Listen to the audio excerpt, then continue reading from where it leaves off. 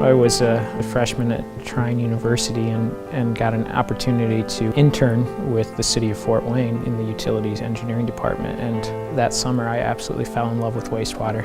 I couldn't imagine myself designing and handling the complexity of handling sewer problems, and that excited me. Hello, I'm Ben Groeneweg. I'm a civil engineer for the city of Fort Wayne in the city utilities, taking care of water and sewer and stormwater issues. I do really enjoy it. I work with a great team of people, so I have some great bosses, great co-workers. We take water from the St. Joe River, we clean it up, we distribute it out through 1,300 miles of water mains through the city of Fort Wayne. We then collect that through another 1,300 miles of sewers and treat that at a wastewater treatment plant and produce water that's cleaner than the Maumee River.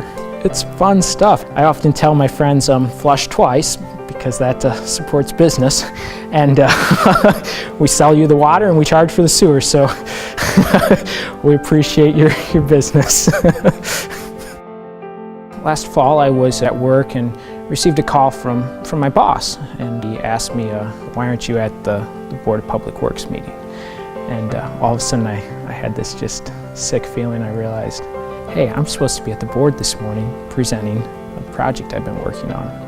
By the time I made it down to the board meeting, found out they had already tabled the issue that I was supposed to present, and it was brought up at the end of the board meeting. And after the meeting, my boss asked me, where were you? And I'd simply forgotten I was at my desk. And it shook me up quite a bit. In the public sector, when you go to public meetings, you represent the utility. And so a mistake that you make is it's not just a reflection of you, it's a reflection on the utility.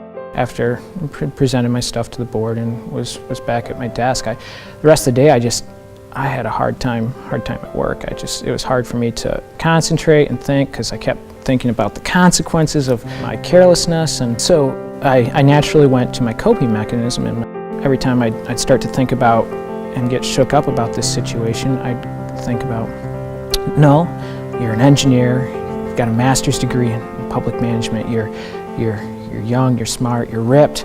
And I'd keep telling myself this line whenever I would think about the situation.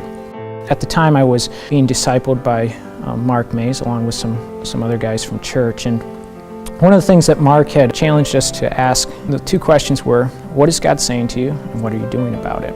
And as I thought about it in regards to this situation, because it really shook me up, I started to reflect and realize there's an identity issue here.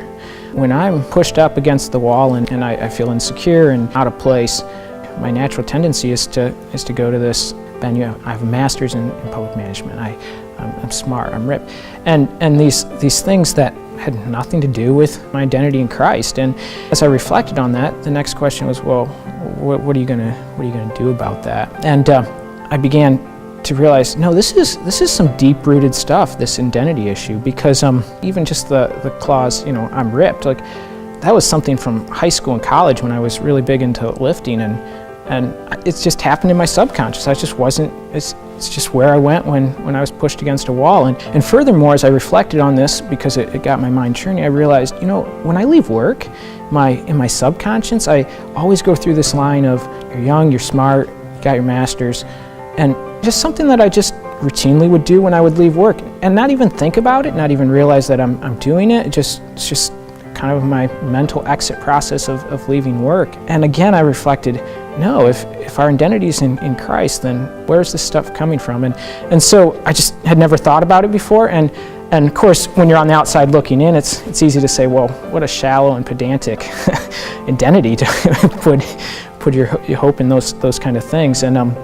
But I just honestly wasn't aware of it. And so Joe Johns had challenged me once with, if God's gonna bring something to your attention, he's also gonna bring good news with that, because by definition, even when he's challenging us, there's good news in that. And so my question was, well, what is the good news for this? And it became very apparent, and that is, no, when you're pushed up against the wall, when you feel insecure, why don't you reflect on who you are in Christ? Because when you think about that, no, I'm a child of God. I'm loved by Christ. He calls me friend. And so when God looks at me, he sees Christ and he says, Benjamin, you're my son, whom I'm well pleased with. And as I thought about that, I said, wow, that's what I want my identity to be. And that's good news. That's really good news. And that's my story.